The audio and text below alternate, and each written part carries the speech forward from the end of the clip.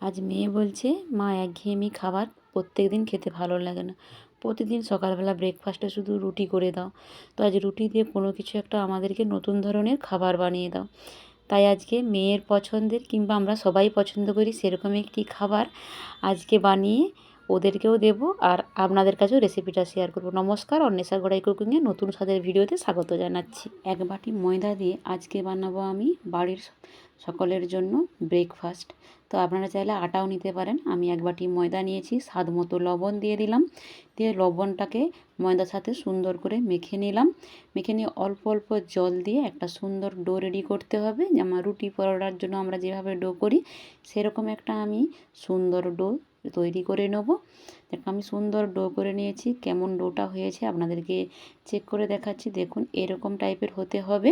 তো আমার পুরো ভিডিওটি দেখার অনুরোধ রইল। আশা করছি ভিডিওটি ভালো লাগবে। যারা নতুন বন্ধু এসেছো আজকে তাদেরকে বলবো প্লিজ সাবস্ক্রাইব করে পাশে থাকবেন। বিভিন্ন ধরনের নিত্য নতুন রেসিপি আপনাদেরকে উপহার হিসাবে দেব। তো আমি লেচি করে নিচ্ছি।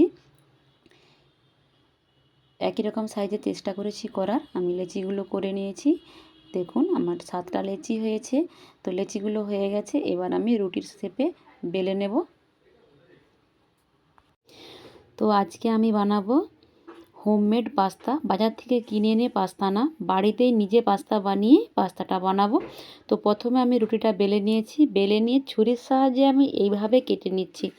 আপনারা মন দিয়ে দেখুন কিভাবে আমি বানাচ্ছি, তাহলে আপনারাও খুব সহজে বাজার থেকে পাস্তা না নিয়ে এসে যখন খেতে মন যাবে তখনই বানিয়ে বাচ্চা থেকে বড় সবাই খেতে পারবেন।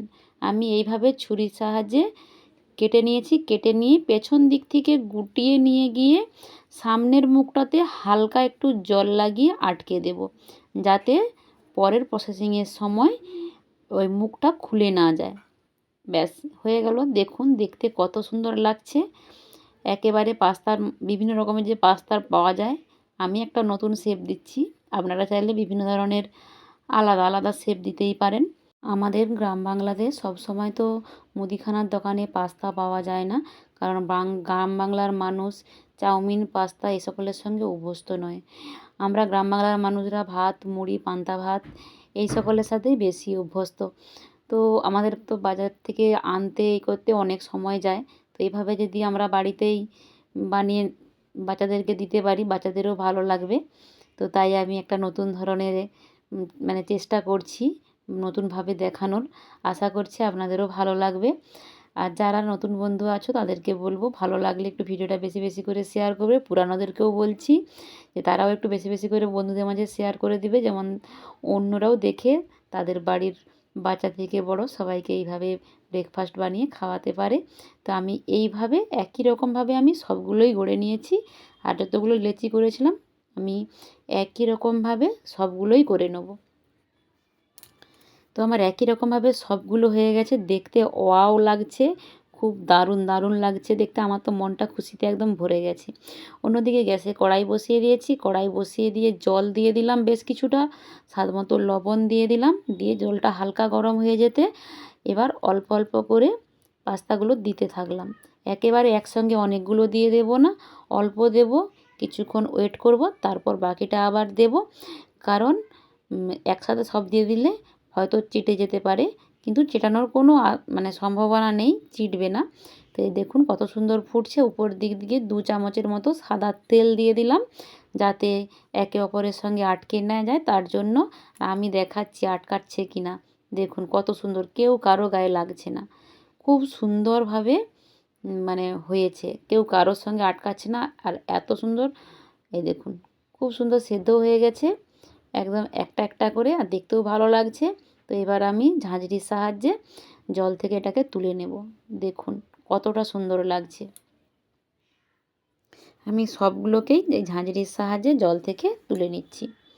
আমার তুলে নেওয়া হয়ে গেছে। কড়াইতে ফ্রেশ করে আবারও তেল দিয়ে দিলাম। তেল দেওয়ার পর আমি গ্রেট করে রাখা রসুনের কুচি দিলাম, গ্রেট করে রাখা কাঁচা লঙ্কা কুচি দিয়ে দিলাম, আর কুচনো পেঁয়াজ দিলাম। দিয়ে সব কিছু একটু হালকা হাতে নাড়াচাড়া করে ভেজে নেব। আমার একটু হালকা ভাজা ভাজা হয়ে গেছে। এবার আমি একটু কড়াইয়ের উপর দিকে তুলে দিলাম। দিয়ে যে অবশিষ্ট তেলটা আছে ওর মধ্যে আমি 2টো ডিম ফাটিয়ে দিয়ে দেব। দুটো ডিম ফাটিয়ে দিয়ে দিচ্ছি। ডিমের পরিমাণ অনুযায়ী আমি লবণ দিলাম। আপনারা যদি বেশি পরিমাণে পাস্তা বানাতে চান তো বেশি পরিমাণে ময়দা নেবেন কিংবা আটা নেবেন, নিয়েও করতে পারেন। তখন সব কিছু উপকরণগুলো বাড়াতে পারেন। এর সাথে কোনো সবজিও অ্যাড করতে পারেন। আমি তো হঠাৎ করে বানিয়েছি, তাই আমার কাছে কোনো রকম সবজি ছিল না, তাই আমি এমনিই বানিয়ে দেখাচ্ছি। তো আমার ডিমটা ভাজা হয়ে গেছে। এরপর আমি এর উপরে পাস্তাটা দিয়ে দিলাম। একেবারে কেউ কারো গায়ে আটকায় না, একদম ঝরঝরে পাস্তা। তো পাস্তাটা দেওয়ার পর একটু নাড়াচাড়া করে নিলাম। দিয়ে 1 টেবিল চামচের মতো আমি সয়া সস দিয়ে দিলাম। সয়া সসটা দিয়ে একটু ভালো করে নাড়াচাড়া করে নিলাম। দেওয়ার পর হালকা একটু চিলি সস দিলাম, যাতে একটু ঝাল ঝাল লাগে, ওই জন্য একটু চিলি সসও দিয়ে দিলাম। দেওয়ার পর আমি টমেটো পেস্ট দিচ্ছি।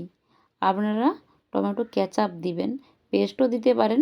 আমার কাছে এই মুহূর্তে টমেটো কেচাপ ছিল না, তাই আমি টমেটো পেস্ট করে দিয়েছি। আপনারা অবশ্যই বানালে টমেটো কেচাপ দিয়ে বানাবেন। দেখুন কালারটা কত সুন্দর এসেছে, তাই না? একেবারে দোকানের মতো স্পাইসি জুসি জুসি পাস্তা। তারপর আমি পাস্তা মশলা 1 চামচ দিয়ে দিলাম। দিয়ে ভালো করে সব কিছু মিশিয়ে নিচ্ছি।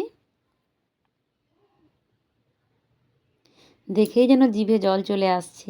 ভয়েস দেওয়ার সময় তো ইচ্ছে করছে যেন আ আজকেও হলে ভালো হতো। এটা আমি আগের 2 দিন আগে বানিয়েছিলাম। তো এবার আমি তুলে নিয়ে পরিবেশন করছি। দেখুন কত সুন্দর লাগছে, একেবারে পারফেক্ট। যে পাস্তাটা বাড়িতে বানিয়েছি দেখে মনেই হবে না, ভাববেন যে বাজার থেকে এনেছি। আর এই যে এনার সবসময় নিত্য নতুন খাবারের প্রয়োজন। তো ইনি রুটি খেতে চাচ্ছিলেন না, কিছু একটা বানিয়ে দিতে হবে। তো তাই আমি বিভিন্ন সময় বিভিন্ন রকম বুদ্ধি করে বিভিন্ন কিছু বানিয়ে ওদেরকে খাওয়াই। তো আজকে আরেকজন নেই, উনিই আছেন। তো উনিই টেস্ট করছেন। ওনার তো খুবই ভালো লেগেছে, তো উনি বলবেন। তো আপনাদের কেমন লেগেছে অবশ্যই কমেন্ট সেকশনে আপনাদের মতামতটি জানাতে একেবারেই ভুলবেন না। আবারও বলবো, নতুন বন্ধু হলে সাবস্ক্রাইব করে পাশে থাকবেন। সবাই ভালো থাকুন, সুস্থ থাকুন, নিজেদের খেয়াল রাখুন। টাটা।